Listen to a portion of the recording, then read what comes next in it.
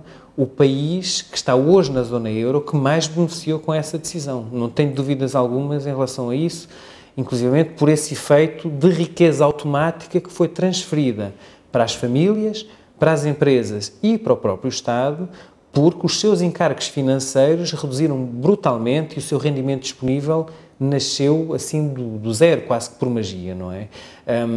Mas a resposta é não. Claramente, se há um culpado pela situação por esta maldição de crescimento que nós vivemos na última década, temos que olhar primeiro para nós, depois para o espelho e depois, eventualmente, encontrar outros responsáveis que não estes, não é? Nós tivemos o que para nós foi enorme, porque tínhamos taxas de juros muito altas, portanto foi o enorme benefício da descida das taxas de juros, da estabilidade cambial, da abertura a fontes de financiamento que antes eram impensáveis, precisamente porque não existia o euro, havia aí risco de câmbio, por exemplo, todo o funding dos bancos era impossível ser feito em moeda estrangeira, porque o risco de câmbio tê-los ia levado à ruína, ou a eles ou aos utilizadores do crédito.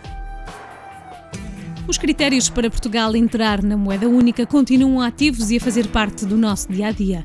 Um dos mais importantes é o do déficit público abaixo dos 3% numa primeira fase, mas tendencialmente 0% dentro de poucos anos. Essa visão quase impossível de concretizar faz parte das atribuições da Comissão Europeia para ajudar o Banco Central Europeu a evitar que eleitoralismo ou populismo criem espirais de gasto público que potenciem elevados níveis de inflação e consequentes altas taxas de juros. Portanto, não é uma deriva perigosa dos neoliberais de direita pedir finanças públicas saudáveis, ou seja, o cumprimento desses critérios do Pacto de Convergência, é a questão de solidariedade e de justiça social. A gente ter a certeza que tem um Estado que está preparado nos próximos 20, 30, 40, 50 anos, dotado de meios financeiros para que quem fica desempregado aos 50 anos não seja empurrado e condenado à sua própria sorte, para que as pessoas que estão marginalizadas digamos, neste processo do progresso do país, também elas tenham que viver na rua e num sistema que não é certamente o nosso, europeu, e essa é a melhor das razões, se outras não houvessem, para que as nossas finanças públicas estejam de uma vez por todas equilibradas. Não é Bruxelas, não é o Pacto de Estabilidade, somos nós próprios e são os nossos filhos. O movimento sindical, até que inicialmente foi contra os critérios ditos no Maastricht, nomeadamente a regra dos 3% no déficit público, hoje tem uma aceitação dessa meta, mas dizendo, bem, deveria haver isso quando estivesse em causa, de facto, a necessidade de promover o desenvolvimento para combater o déficit. E aí achamos, de facto, há claramente um erro na abordagem da Europa da situação dos países. Como também achamos que há claramente um erro quando, em termos europeus, a política do Banco Central Europeu está apenas ligada ao controle da inflação e ignora completamente a dinâmica e a importância do crescimento económico e do emprego.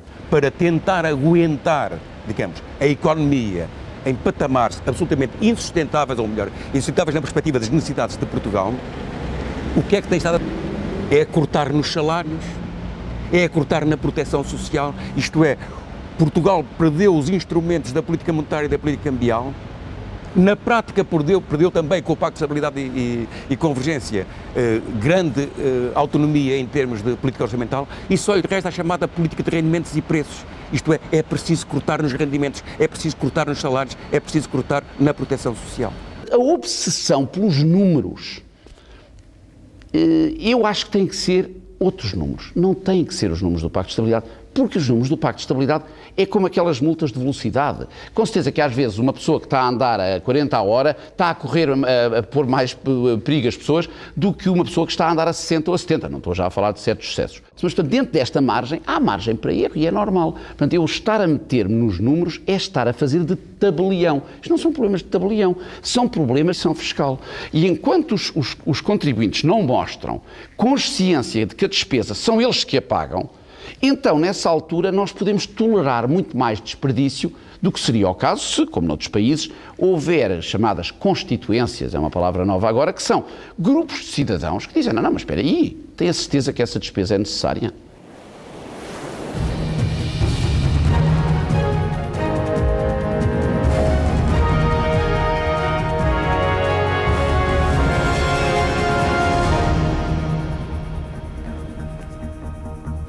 boa noite. Foi uma verdadeira corrida ao multibanco. Milhares de portugueses afluíram hoje às caixas para levantar os primeiros euros.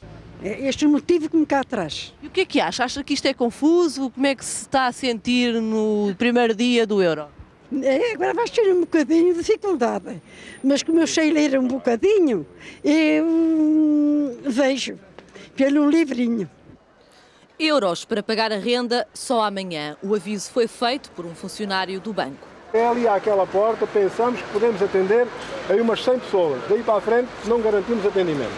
Porque cada pessoa é um caso. E a quantidade em euros? É o que... Olha, uma fatejada qualquer isto. Só mais nada. Não temos capacidade de resposta naquilo que nos metemos. Trabalhar, que trabalhar, precisamos das moedas. Precisa de moedas para começar a trabalhar e não há. –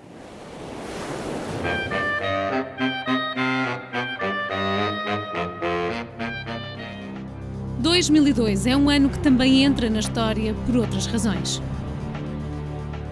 A 17 de março de 2002, Durão Barroso era eleito primeiro-ministro de Portugal. Eleições legislativas antecipadas por causa da demissão de António Guterres após as eleições autárquicas que deram a vitória ao PSD. Em outubro, ataques terroristas voltam a dominar a internacional e nacional. Um atentado na estância balnear de Bali, na Indonésia, provoca cerca de 200 mortos, entre os quais cidadãos portugueses.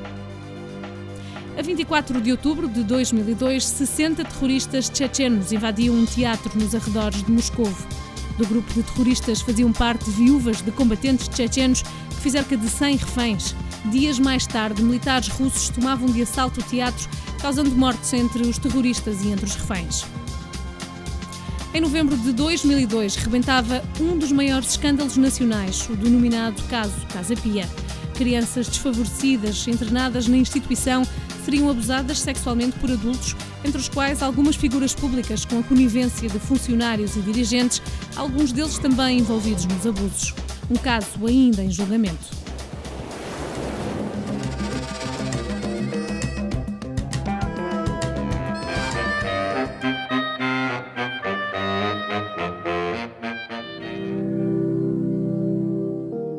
Os anos da Revolução colocaram Belmiro de Azevedo na liderança da SONAI. 10 anos mais tarde era já uma figura de destaque com assento no lobby de empresários europeus que defendia a criação de uma moeda única. O grupo de uma missão global e o ritmo dos negócios respirava uma lógica de internacionalização. Propusemos-lhe que nos mostrasse o berço de onde nasceu a SONAI e a partir da qual fez o mais forte e internacional grupo português. Quando cheguei cá, portanto, no dia 2 de janeiro de 65, este edifício já tinha praticamente este aspecto, o território houve muitas aquisições, porque isto era só esta fábrica, mas curiosamente esta fábrica era mais global que podia ser numa altura em que havia muito protecionismo, direitos de importação e flutuações cambiais, aquelas coisas que normalmente são o contrário de um ambiente monetário estável. E entusiasmou-me, então tinha outra coisa, era uma fábrica, era quase um nado morto. A fábrica nasceu e praticamente morreu. E eu tive aqui a ocasião de fazer uma das coisas que cito muitas vezes, que é recriar, portanto, a tal distribuição criativa do Schumpeter, e isto aconteceu aqui. Esta fábrica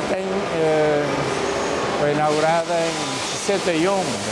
Esta máquina também tem outra característica interessante. Esta máquina tem 60 anos de construção, mas foi sistematicamente renovada em modernização tecnológica, técnica, de software, de modo a ser tão moderna e tão eficiente como uma fábrica de hoje em dia.